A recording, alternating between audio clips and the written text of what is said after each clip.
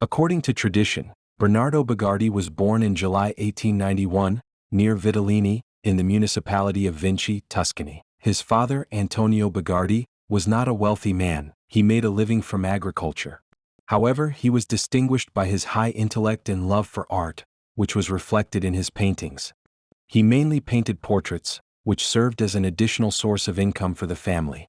His mother, Maria Teresa Bagardi, was excellently literate, knew Old Latin, and also showed a great love for art. She often served as her husband's model and source of inspiration. Antonio also drew clothing and shoe models, created sketches, and had many notes, the fate of which was later decided by a tragic incident. There is also a version that there were genetic links between their family and the family of the great Leonardo da Vinci. Little Bernardo often played in his father's workshop, and during one such play, he reworked a drawing his father had created, which depicted his mother. When Antonio noticed this, he did not get angry with the child. Instead, he gave him a pencil and asked him to draw his father. Little Bernardo, within a few minutes, created a unique portrait of his father using only a black pencil.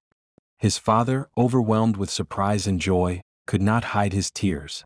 He rushed out into the yard like a madman and loudly shouted, "Gena non amittantur," genes are not lost Latin.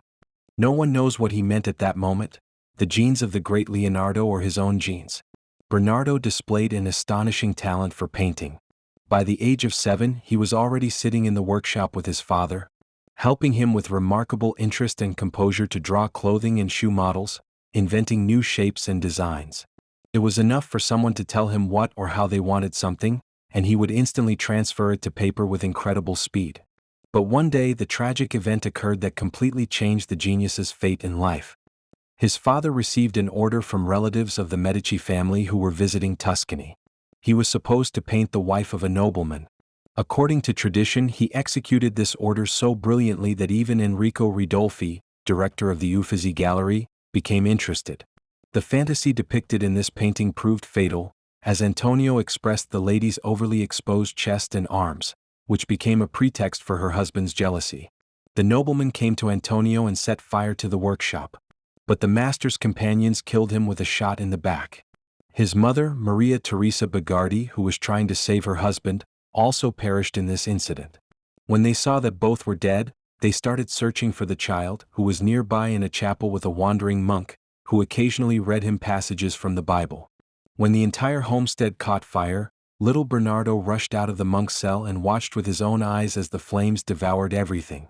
The enraged nobleman, with blood on his hands, searched for little Bernardo for a long time to extinguish any potential chance of a vendetta and thus calm himself. But the monk Pantaleimon carefully hid Bernardo, realizing the approaching danger.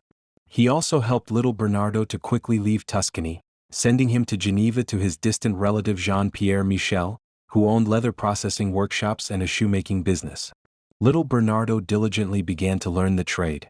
Thanks to his astonishing talent, he quickly caught Jean-Pierre's attention, who then handed him over to a master shoemaker to further refine his innate talent.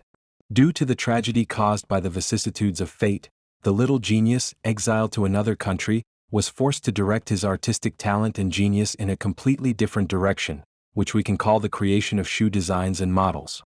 The bright mind and future of the little genius were confined from the boundless realm of art to the framework of a craftsman. But as we know, gold is gold everywhere. Within a few years, Bernardo, now a young man, was the chief shoemaker's heir and right-hand man. In 1911, he married the beautiful Ilona Francisca Kovacs. Soon after their marriage, they opened a small workshop together, where they sewed beautiful and most durable shoes, as well as women's accessories and clothing created from his wife Ilona's designs. When the First World War began, the International Committee of the Red Cross in Switzerland placed orders for shoes and clothing specifically with the young Bernardo and Ilona's workshop. They produced items for both the Red Cross staff themselves, uniforms and accessories, and for humanitarian supplies for the war-affected population and the wounded. They even created special shoes and equipment for the Allied partisans and resistance fighters. Soon, legends emerged about these shoes, claiming that those who wore them were immune to bullets. The basis for this belief was that the shoes were crafted using a special technique. They didn't get wet, offered incredible grip on any surface, and as the fighters of the time used to say, a person stood in them like a statue. Since bullets can't harm a statue, this likely became the foundation of this legend or belief. In 1922, Bernardo fell ill with an unknown disease and passed away within a few months. His widowed wife, left alone with 3 young children, continued the family's main business. Bernardo's ashes were kept for a long time in their main family workshop. When the Second World War ended, the family returned to Italy, where his ashes were scattered in the courtyard of St. Pantalemon's Basilica, at his birthplace, as a final expression of honor and boundless love from his family.